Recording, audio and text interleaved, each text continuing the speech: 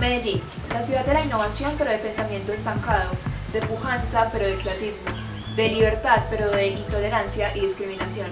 de cultura cívica pero de pensamientos y discursos violentos, de progreso pero solo para unos pocos. Recientemente se ha vuelto a poner sobre la mesa del Congreso de la República la discusión de la legalización del cannabis de uso recreativo.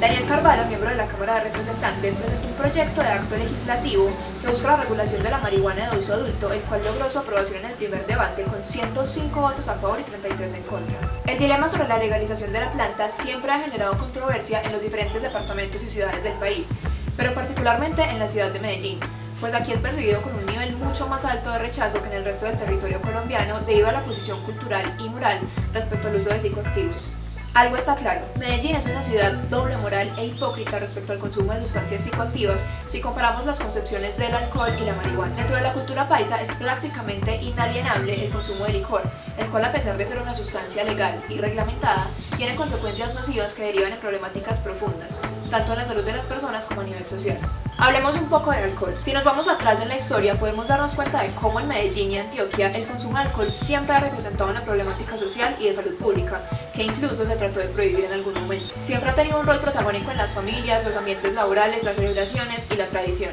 y tuvo un rol muy importante en los procesos de construcción de la sociedad antioqueña. Es importante destacar que, durante el siglo XIX y durante gran parte del siglo XX, el ocio y el trabajo giraron alrededor de tradiciones culturales, rurales y religiosas. Por ejemplo, la conmemoración de la Virgen de la Candelaria, la mayor fiesta religiosa de la Medellín del siglo XIX, mezclaba la devoción y la fe con expresiones populares que poco tenían de fervor religioso, como fuegos pirotécnicos, carreras de caballos, corridas de toros, música, bailes y, por supuesto, abundantes dosis de alcohol. Los empresarios, por su parte, manejaban una doble moral frente al consumo de licor, pues en ocasiones fomentaban la embriaguez y en otras la condenaban con un lenguaje meramente moralista. Las élites antioqueñas se convirtieron en pioneras de la lucha antialcohólica en el país y para fines de siglo crearon asociadas con la iglesia las primeras juntas o sociedades de temperancia, que no tardaron en extenderse por todo el departamento, dando como resultado la primera asamblea antialcohólica en Medellín en 1905. Frente a estas sociedades de temperancia, no tardaron en alzarse voces de protesta, al tiempo que se anunciaban discursos pro consumo de alcohol en oposición al discurso antialcohólico de las élites. Uno de estos discursos de resistencia se evidencia en el poema Canto del Alcohol del poeta Manuel Donato Navarro. Respecto al anterior, es pertinente hablar sobre el caso de Estados Unidos. La prohibición alcohólica que se dio en el país norteamericano se instaló en 1920 y tuvo una vigencia de 14 años, pero se convirtió en un innegable fracaso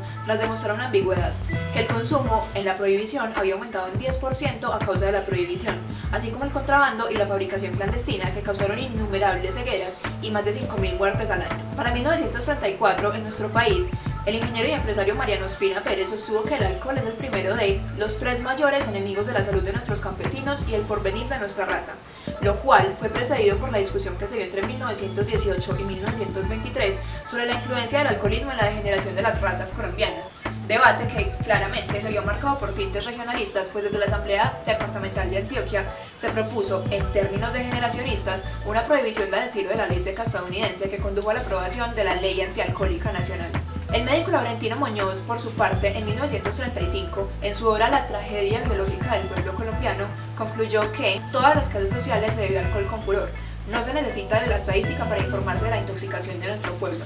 Una de las causas de la pobreza del pueblo colombiano está en la intoxicación alcohólica, pues es otra causa material de inferioridad racial en Colombia. Es importante resaltar que en Colombia también se dio un debate sobre la prohibición total del alcohol, que se dio entre 1920 y 1921 gracias a un proyecto presentado por el ministro de Gobierno de Marco Fidel Suárez, cuyo fundamento era la obligación que tienen las autoridades de elevar el nivel moral del pueblo, evitar la disolución social, conservar la integridad física y mental de los asociados, prevenir el delito y combatir la criminalidad. Sin embargo, no fue posible concretarlo por la situación fiscal de los departamentos, pues el impuesto al consumo de bebidas alcohólicas para algunos representaba hasta el 80% del total de sus ingresos y no había ninguna renta que reemplazara los 5 millones de pesos anuales que generaban. A partir de la promulgación de la Ley Antialcohólica de 1923, se decretó que las asambleas departamentales debían gravar con impuestos especiales a su favor los licores destilados y las bebidas fermentadas nacionales y extranjeras. Paradójicamente, esta ley sirvió como reguladora de la producción de licores destilados, como aguardiente y ron y bebidas fermentadas que no podrían sobrepasar ciertos grados de alcohol. Esta regulación, que se dio a nivel nacional, deja claro que el consumo desmedido siempre ha representado un flagelo para la sociedad colombiana y, por supuesto,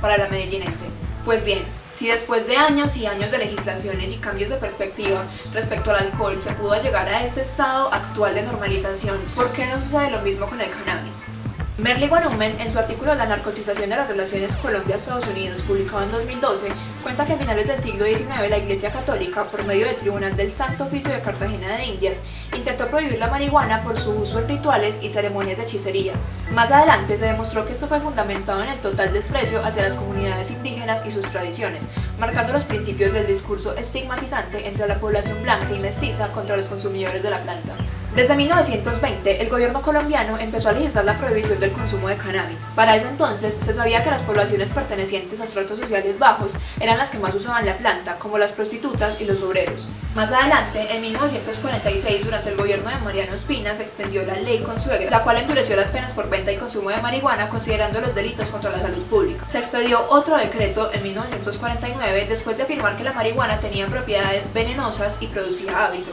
prohibiéndola en todo el territorio colombiano. Otro decreto de 1951 calificó como maleantes a quienes la cultivaran y comercializaran. Todo esto se unió a la percepción de 2 décadas atrás, señalando el tráfico y cultivo de la marihuana como perturbación del orden público, causante del incremento de inseguridad y calificando su consumo como un vicio de bandoleros. A pesar de la cantidad de normativas que decretaban los gobiernos para acabar con la planta, el consumo seguía manteniéndose e incluso incrementando. En Antioquia, por ejemplo, su uso era muy común en prostíbulos, cantinas, teatros, vías públicas o en reuniones sociales, específicamente en la ciudad de Medellín. Desde ese entonces, el consumo de cannabis en el Valle de Aburrá ha sido una constante. Según el Estudio Nacional de Consumo de Sustancias Psicoactivas, hecho en el 2013, el uso de psicotrópicos como la marihuana ha incrementado en los últimos años y Medellín es la ciudad con las tasas más altas. Además, los estudios afirman que alrededor de las sustancias psicoactivas también está la problemática del crimen organizado y el microtráfico en el área metropolitana, lo que engloba el panorama como una problemática constante que genera inseguridad. De aquí, añadiendo el contexto sociocultural del narcotráfico que marcó a la ciudad y la forma en que las sustancias psicoactivas fueron vistas desde que llegaron al país, parten muchos de los estigmas hacia las personas que consumen marihuana. Explicándolo con la teoría del etiquetado, alrededor del consumo de cannabis se crean imaginarios completamente negativos, tratando a los consumidores como delincuentes, lo cual evita de por sí crear una cultura de consumo responsable y cierra toda posibilidad de búsqueda de ayuda en caso de consumo abusivo o problemático, y además excluye a estas personas de sus redes de apoyo y de la sociedad en general. Poniendo la situación en paralelo con el consumo de alcohol, en mayo de este año, el director de la Escuela contra la Drogadicción de Antioquia, Fabio Villa Rodríguez, le compartió al medio El Colombiano los resultados de las diferentes investigaciones que han estado haciendo en el departamento. Las cifras muestran que el alcohol y el tabaco siguen siendo las drogas con la tasa más alta de consumidores respecto a la población en general. El porcentaje de los encuestados que aseguraron haber consumido alcohol en el último año fue del 41.6%, es decir, 2.8 millones de antioqueños. Por el lado de psicoactivos como la marihuana, cocaína, bazuco, entre otros, el 11.2% de los encuestados consumieron alguna de ellas en algún momento de su vida.